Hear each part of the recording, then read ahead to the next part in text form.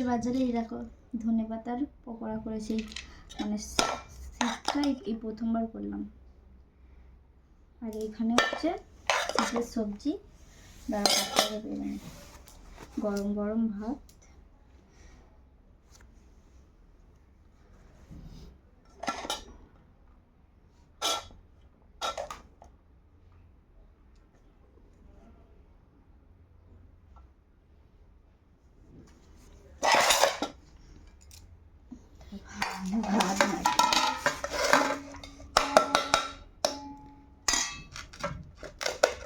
আর বেশি ঝোল করিনি, মাখো মাখো মাখো।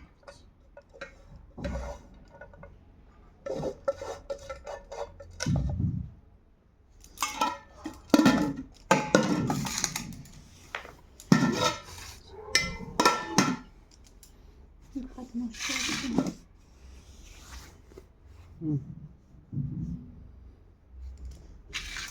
আর এখানে হচ্ছে ফুলকপি দিয়ে, মাছ দিয়ে, সিম দিয়ে তরকারি করেছি, যদি করে রেখে নেব। আর এখানে ধনেপাতার পকোড়া। তো তোমাদের মেনুটি কেমন লাগলো অবশ্যই জানিও, আর তোমরা কি রান্না করেছো অবশ্যই জানিও। নেক্সট দিন অন্য ভিডিও নিয়ে আবার তোমাদের সামনে হাজির হচ্ছি। টাটা।